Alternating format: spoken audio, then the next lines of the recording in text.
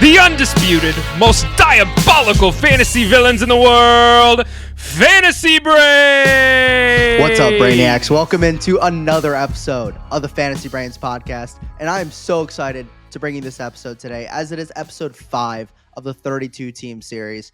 Now, if you have not been with us for the first 4 episodes, the 32-team series is a series where I am analyzing all 32 NFL teams from a fantasy football perspective. We're going to be covering things such as depth chart changes from last year to this year. We're going to be looking at the fantasy football forecast, where we're going to stat out every single player on the offense that is fantasy relevant. So we're going to be predicting how many pass yards this team going to have, how many rush yards they're going to have, and how are those yards going to be dispersed. So it is all going to be mathematically statted out very evenly and gives us a very clear projection on where we see these players finishing this season. We're going to be looking at stuff like strength of schedule for the entire season per position, as well as their fantasy playoff schedule and where those games are going to be happening, whether they're in a cold, snowy game in Buffalo or they're playing in Detroit in a dome. And then we'll cap it off with some interesting storylines that could change the course of the season for that team. Now, we are going to start out today with the Green Bay Packers, which will start out the NFC North division. So we just concluded with the AFC North division. Hopefully you guys all enjoyed that. But I am excited to start out with the Green Bay Packers today, even though I hate the Packers as a Bears fan. But the Packers are a fun team to talk about when it comes to fantasy, because there are a lot of question marks with this offense, and definitely a lot of different scenarios you can go through with this team on how their season will end up. So before we get started, make sure to follow us on all of our social medias. You can follow us on Twitter, on Instagram, on TikTok, where we've been posting a ton of daily fantasy football content. You can subscribe to us on our YouTube channel at the Leatherbrains Podcast. And then you can also find the audio version of all of our podcasts on Spotify. So definitely go check out all of our content. We got a lot of diverse stuff out there to help you win your fantasy championship.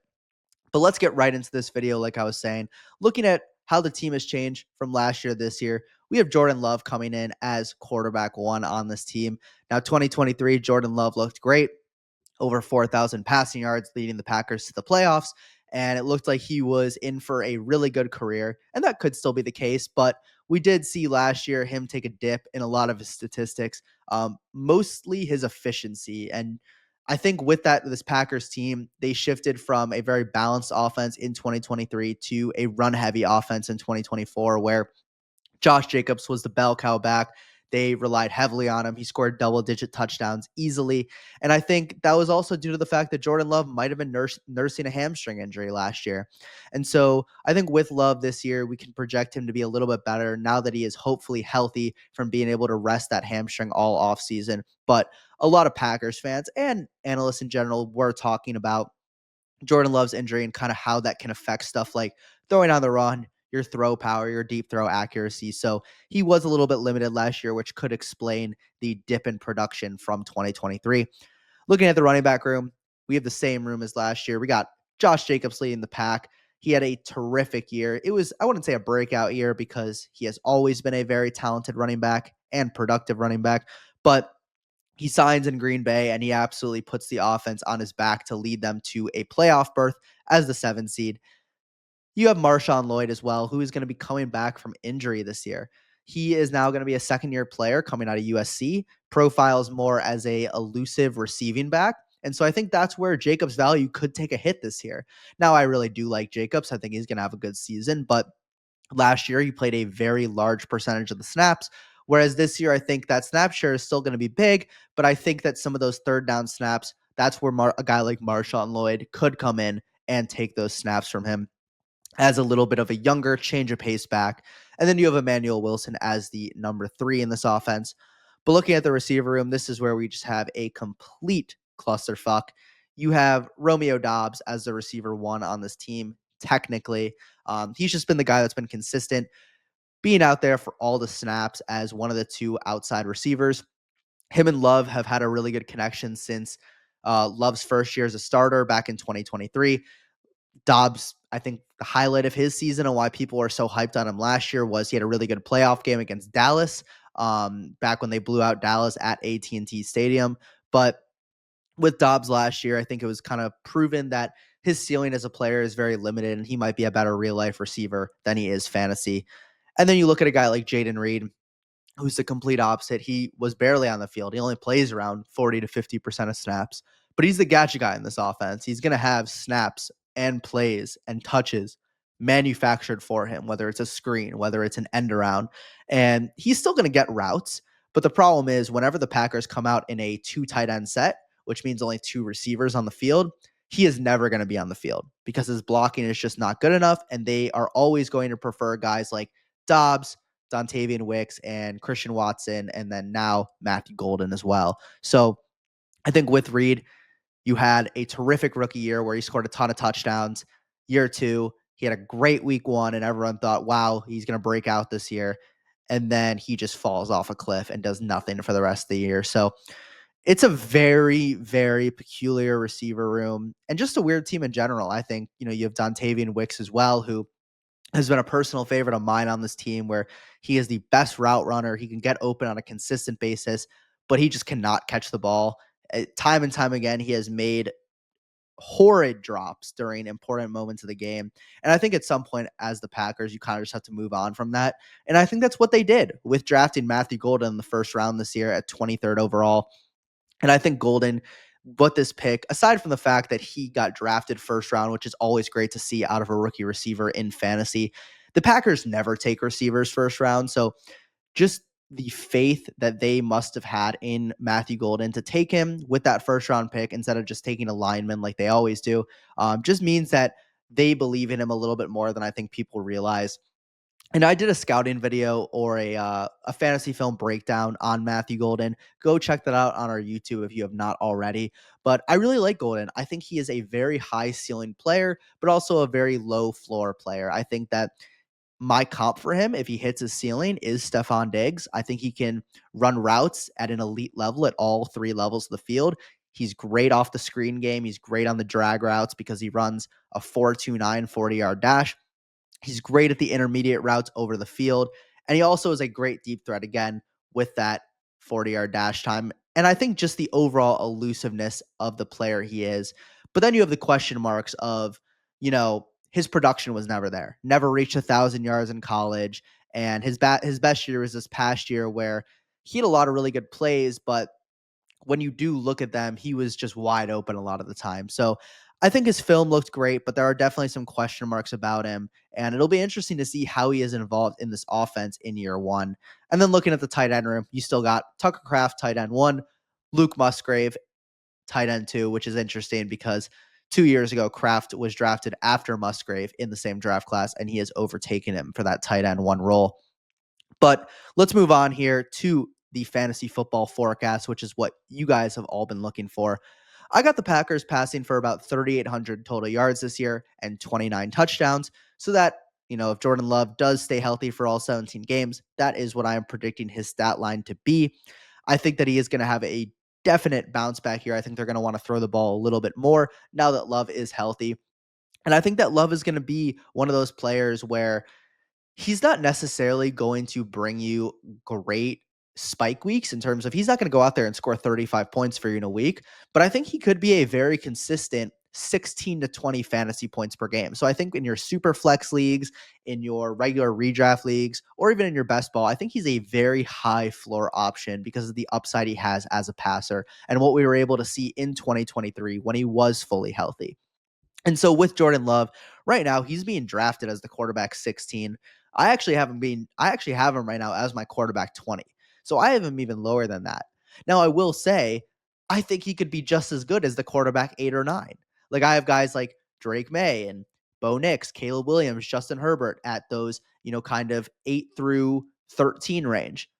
Jordan Love could easily finish as high as the quarterback 8, quarterback 9, quarterback 7 if all works out for him this year. But there's just a lot of talent at quarterback. So I think that Jordan Love is a terrific value in fantasy football right now because you're getting him as a low end QB2. And he's proven, like he did in 2023, that he can be a top 10 fantasy quarterback. And when it's a little bit of a small sample size, but it's a 50% chance. And if you're getting a 50% chance at a top 10 quarterback that you're getting drafted right now around the quarterback 16, 17, I think I'm willing to take that chance. When it comes to where these yards are actually going, it is just so dispersed, which is why I think I'm going to stay away from all of these receivers. Starting off with Doubs, I have him right now as my receiver 51. He's being drafted as a receiver 68, so I am a little bit higher on him, and that is just because I have the Packers offense throwing for a lot of yards. But I got Doubs going for about 750 yards, 5 touchdowns, and 50 catches. So I think he's going to have a very similar year to what he had last year. He'll have games where he scores, a touchdown and goes for 80 yards and 5 catches, but it's going to be pretty hard to predict. And so I think the common theme with all these Packers receivers is I really don't like any of them in redraft. Best ball, I think there's upside if you want to go the route of drafting Jordan Love and drafting 3 of the receivers. I think there's upside for one of them to go off every single week. But I think if you're trying to actually pick that beforehand, it's going to be impossible. I think the only way that somebody can actually come out of this offense as a consistent good option is Matthew Golden. Obviously, like I just talked about, great talent. He gets that first round draft capital with the Packers. And I think Golden can be that guy where if he can start on the outside opposite of Romeo Doubs and take away those snaps from Dontavian Wicks, I think he has all the potential in the world. He thrives off play action. He was great at Texas on those type of plays. And I think that it's just going to come down to, is the rapport between him and Jordan Love good? Now, I will say, I hate the fact, this is a complete side note, but I hate the fact that Matthew Golden selected number 22. I mean, that is just so ugly for a receiver jersey number that I don't want to draft him. But all jokes aside, I do think he is going to be a good player. I think he's going to have 800 yards, 6 touchdowns, and 70 catches in this offense. So I have him finishing as a top receiver.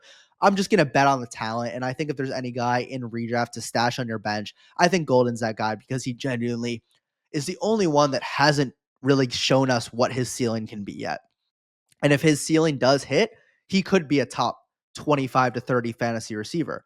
And so when I look at him as a player, he's being drafted right now as the receiver 46. Now I have him as my receiver 40. So I don't have him that much higher, but I do think his floor is a little bit higher than people might be thinking. And I think that his upside definitely propels him to move up a couple slots over some of those older guys where we already know what we're going to get out of them. And while they might project to have a higher floor, I think I'd rather just swing for a higher ceiling once I'm getting to the bench players on my redraft teams. But looking at Jayden Reed, who's the kind of the odd man out in this offense, where he's always going to have a role. He's the gadget guy. He's going to score some touchdowns. He's going to have a lot of manufactured touches, but he's only going to be on the field for 40 to 50% of the snaps. I mean, anytime there is a 2 wide receiver set where they have two tight ends, a running back, and 2 receivers on the field, Jayden Reed will never be in the game. It'll be one of the other 3. It'll be 2 out of the other 3 receivers that will be on the field every single time. And so that's just going to hurt Reed's value a ton and really only make him a viable option in my eyes in best ball, because he could come out and go for 5 catches, 95 yards, and 2 touchdowns, including a rushing touchdown.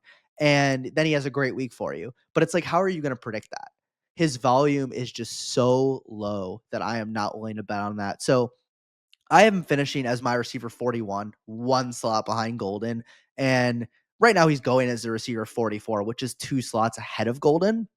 So I think with Jayden Reed, he is a talented player, but I just don't think for fantasy football purposes that he's ever going to be the type of consistent starter that you're looking for in your lineup.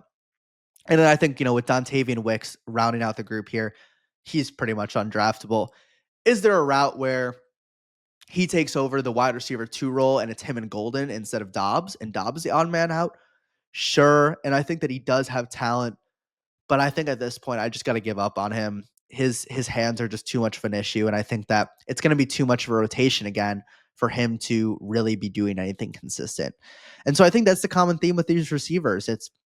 We don't know who's going to come out on top, especially on a week-to-week basis. And I think Golden is really the guy that, if you're looking for upside, he has the most talent and the most room for growth. So I think you go with him if you're trying to draft any of these receivers. But looking at the tight end room and how they fit in, Tucker Kraft is the relevant guy in this room. Now, I have him finishing as the tight end 17. Similar to Jordan Love, I think that he could easily finish higher. He's being drafted as a tight end 12 right now, which is very, very high. But I still like him in terms of his upside over some of the guys going in front of him. I like him more than Jonnu Smith now that Smith's on the Steelers. I like him more than Kyle Pitts. I like him more than Hunter Henry. I might even like him more than Dalton Kincaid, honestly, or at least I think it's close. I think that Kraft proved last year that he actually is a talented tight end. And I think that he could be the safety blanket and a huge red zone target in this offense. And that's where I see his upside is in the touchdown category. So I think with Tucker Kraft, I have him going for about 55 receptions for 650 yards and 5 touchdowns. Now, he is a tight end, so you're never going to expect crazy production, but it's just crazy because when I look at this team, I have 4 guys who are all putting up a relatively similar between 550 to 600, 550 or 600 to about 800 yards and 5 to 6 touchdowns with 50 to 60 catches. So it's like when you have that many mouths to feed on this offense that are all very okay options, it just kind of screams that Jordan Love could be a really good value.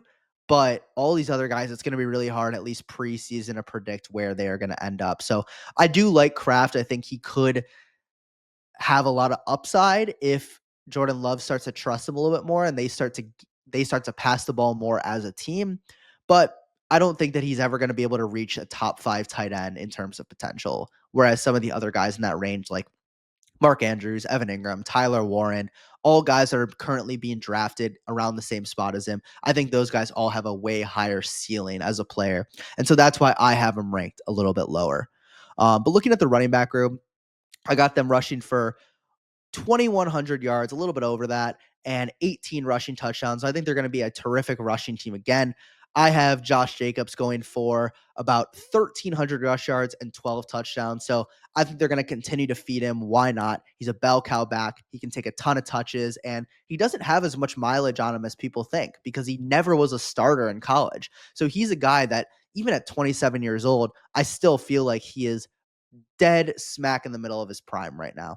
So I think when you combine that with 20 catches, another 150 yards and a touchdown through the air, I think that he is going to be a very good player. I got him going as my RB9 right now. He's being drafted as the RB8. I'm totally fine with either of those prices. I think anywhere from running back 7 to 10, I would consider drafting Josh Jacobs, especially in those redraft leagues, because he is going to be the definition of consistent, where the Packers are going to lean on him. Anytime they're inside the 5, I'm pretty confident they're at least going to give it to him on first down and maybe even on second down as well. And they're also going to be a good team, which means that they're going to be playing for a positive game script in terms of his schedule and what he needs in order to get 25 carries in a game. Because like I explained earlier, the only way I see Jacobs disappointing this year is if the Packers are playing from behind and then Marshawn Lloyd comes in and takes some of those receiving snaps. Because I think they'll try to keep Jacobs fresh. And I think they'll try to get other guys involved. So I think these other guys, Emmanuel Wilson, Marshawn Lloyd, they're not too relevant, but I still have Lloyd going out there for 350 rush yards, 200 receiving yards, and about 3 to 4 touchdowns total. So it's like, I think Lloyd will go out there. He'll be a solid handcuff. I think if you have a deep roster and you have Josh Jacobs, I don't mind going out there and getting Marshawn Lloyd in case Jacobs goes down. But I don't think Marshawn Lloyd has any standalone value as a player. Now, he hasn't played a snap yet in the NFL, but he really wasn't anything great in college. And I think that while the Packers do like him, I don't have too much hype for him, at least for this season. So that'll round out the fantasy football forecast in terms of how we're going to stat out this team. But looking at the strength of schedule, it just continues to flow with what I am saying, except for this quarterback situation. So if we're looking at the difficulty of schedule, you have the third hardest for quarterbacks, the fourth hardest for receivers, and the second hardest for tight ends. So they are just playing an absolute gauntlet of a schedule this year in terms of secondaries and pass defenses. So this just adds more fuel to the fire of these receivers. I think you stay away from them. Now, I've mentioned it in all the past episodes, but I don't think it matters as much for tight end, as there's a lot of different players on the defense that could be covering the tight end position, and so I wouldn't look into it as much. But it does concern you a little bit for Jordan Love if he is going up against some really tough defenses this year.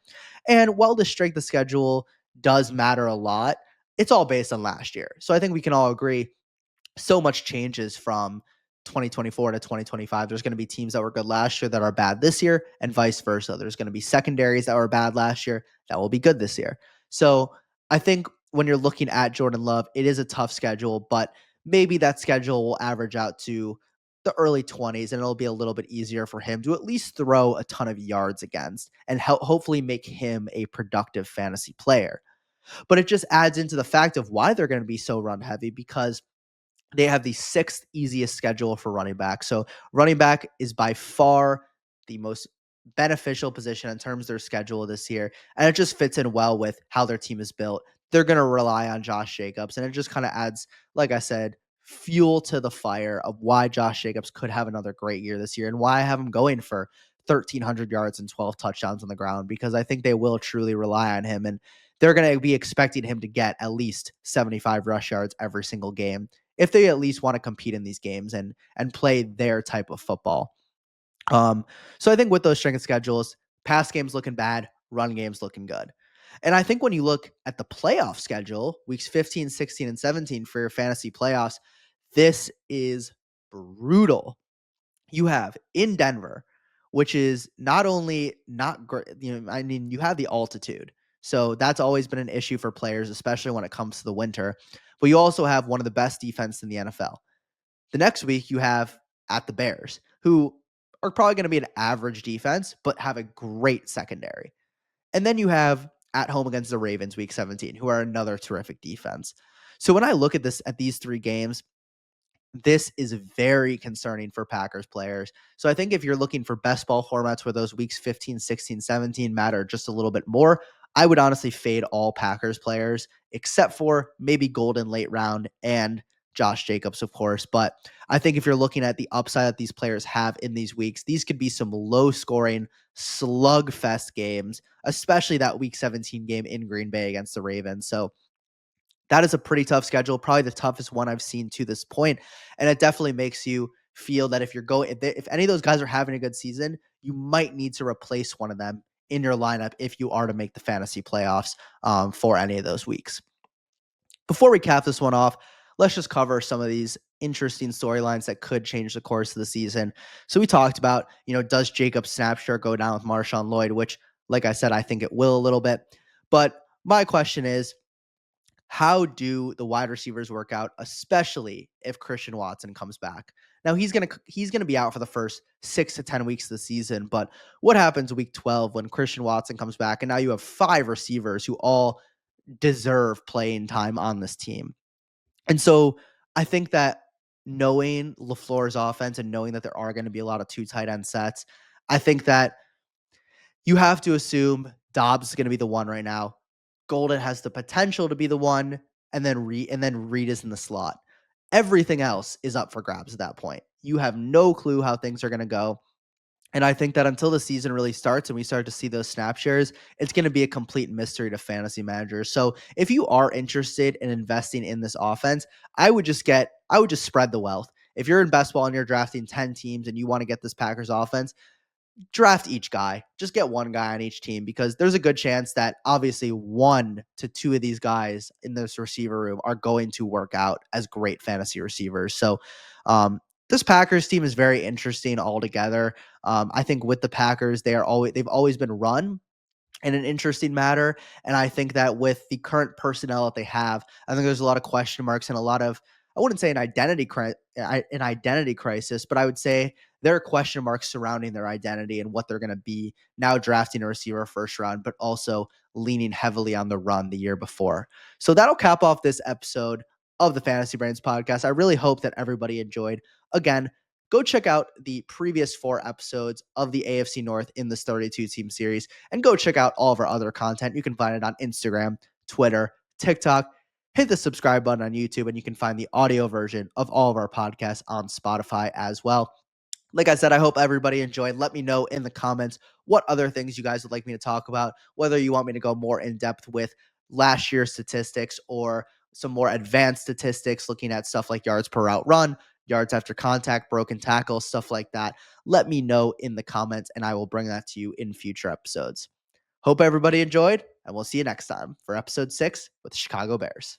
3, 2, 1. Got a blast! Thanks for checking out the Fantasy Brains.